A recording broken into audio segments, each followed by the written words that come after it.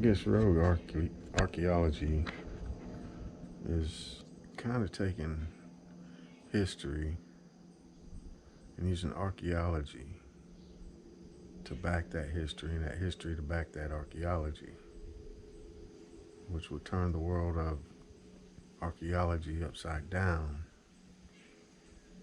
But, that's what it is. No accountability.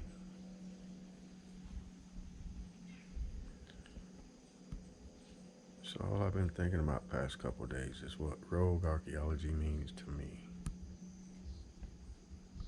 It's using the language, it's using the culture, it's using the traditions, and it's stepping outside of what we learned in school because it's all nonsense. It's all bullshit and fairy tales. But I'd add that. That's another thing that rogue archaeology represents. And I'm sorry it's a bunch of pieces of video, but it's a lot of ground to cover. A lot of research went into all this. Well, I've been going over some things of what rogue archaeology is, what it means to me, and what it represents. And I mean, it's like, I don't know, another step to decolonization. I mean, it addresses false historical narratives, biased, indoctrinated archaeological evidence, reevaluates that, adds historical context and provenance, to existing sites and a native perspective on everything pretty much, I've been writing down notes on what it means to me. It's just a few things, the taboo,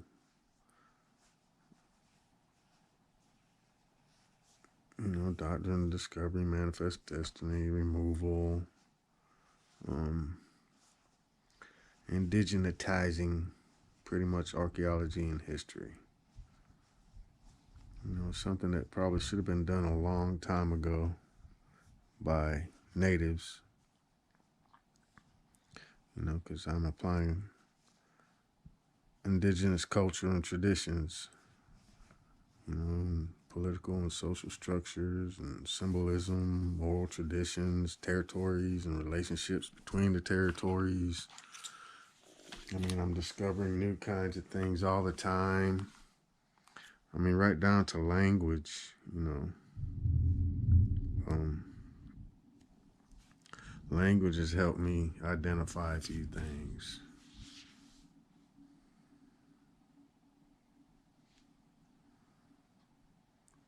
Like this Seneca dictionary I found online.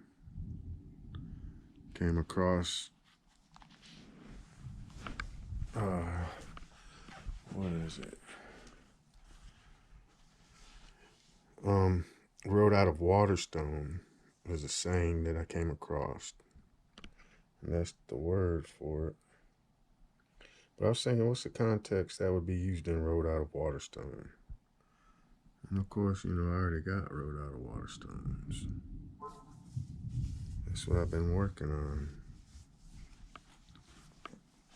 My research goes pretty deep.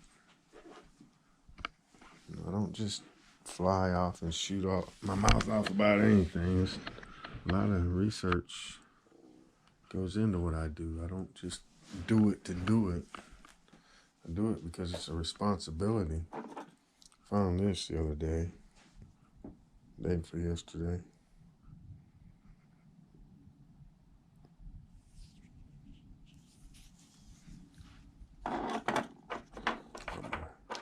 Got cosas.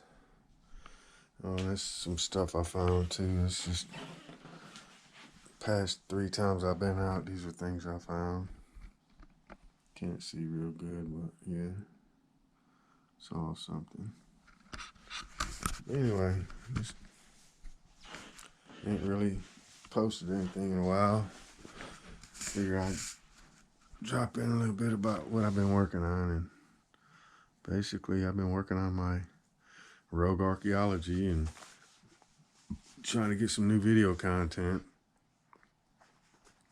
But I'll be going over more of this as I post more. But anyway, later.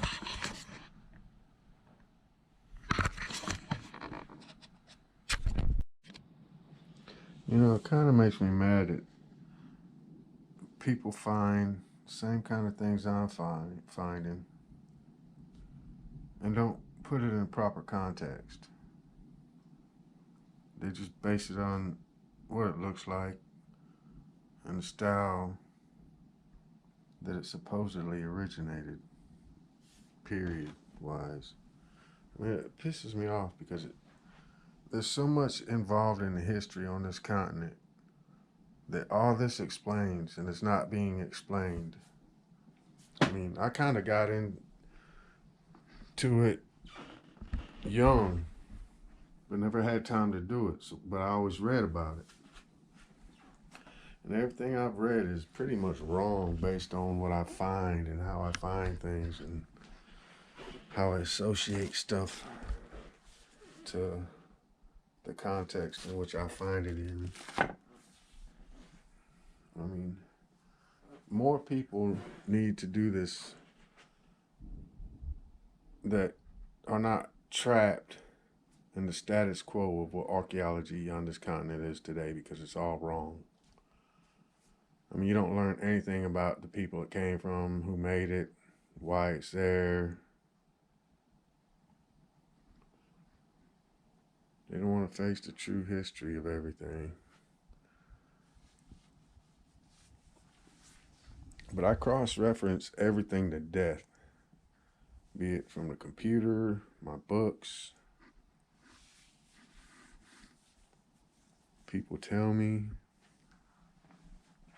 There's a lot involved in it. But I just wish more people would take the seriousness of this and the fact that, you know, when you come across the same things I find, that's a conquered territory.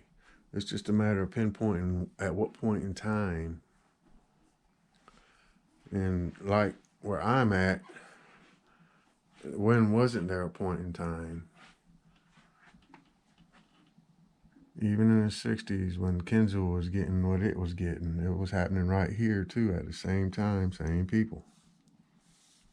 Same reasons, except it's not associated together because that would paint a bigger picture. Just like when Washington was destroying Seneca villages up north, it was happening right here, and this territory suffered from it as well. And there are more up-to-date artifacts that validate that, as well as things older that relate to, you know, like Doctrine and Discovery. But this entire area is covered by Doctrine and Discovery, Christian Manifest Destiny, and Removal. And all three of those points in time, there was a removal. And things like this and that is evidence. I mean, these things are supposed to be passed down for generations. And they're only used by people associated to the big snake warriors.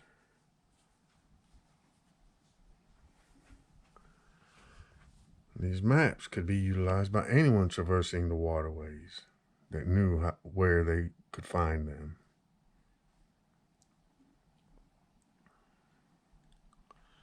But anyway, I'm just kind of venting because it's like I got so much to do. I mean, I'm documenting new things. I'm rewriting the history associated to them. I'm running out of space to store stuff. I mean, I really need help with all this shit. Well, I shouldn't call it shit, but it's a lot of work involved. All right, an example of rogue archaeology in action. I guess you could say that when you apply the culture and the language to the things that you find in the territory that you find, it explains a lot, because a language is more than just a language. It expresses things, and it's actions pretty much. But for instance, when I found that PDF dictionary and I came across the road out of Waterstone and seen there was language that is my mother language, and I look at the symbolism involved in this, because it is on a large mound and it is territory. There's things marked off and there's markers on there. And I found it where I should have found something like this along the riverbank. Now I applied the culture and the language and the symbolism involved, which there's a lot more symbolism going on, because there's a face here and you have to be facing north, and this has to be facing east for this map to read true. But there's science involved as well in rogue archaeology, I guess you could say. But what I'm getting at, that told me that since we have language for this stone, that it must be ours, and the symbolism involved in it, which is Onondaga, people of the Great Hill, which are oral traditions connected to mounds. And even down to where I live at, this place carries names of the families of the people who lived in these territories, these markers. Like, Bear Clan, Turtle Clan, Eagle Clan, there's creeks and territories still named after that. And this is called Leatherwood here.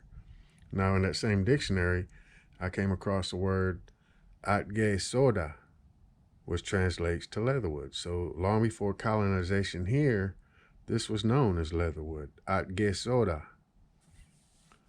And there are, again, artifacts in this book that depict, some wooden objects and leather objects and people. Pictographs, those are, in stone, sandstone. And, there's just a lot involved. Like this one right here. And we got language, big snake warrior. That's what this is. And I have more than just that. You'll see the face in it, the mouth, nose, eye. And then you also see the rattlesnake. But that's just anvil. And that would have been, the people involved with the symbolism associated to big snakes. That's Iroquois all day long. Iroquois is a made-up name by the French and the so-called Algonquin for, Seneca people, Iroquois, same people. But anyway, I have a ton of symbolisms associated to snakes around it. Even this, I found this addle. That is exactly what it is. You'll see the snake face carved in there, even the tongue, an eye, the head. But this was an addle. That's little knots right there is where they flung it. And I found this. Sad thing is, everything that I found associated that has been burned. That's the last thing I saved. And I wish I had it all, because I had cedar bows. I had all kinds of cool stuff. And it's gone, but I have collected more. But again, what I was getting to is a snake. That's the big snake warriors. That's Iroquois all day. So Atge Soda being, an Onondaga word for Leatherwood, and the symbolism associated to it and the things I find here. This is Seneca territory and always has been Seneca territory. So I you know, come at it from all angles, from political,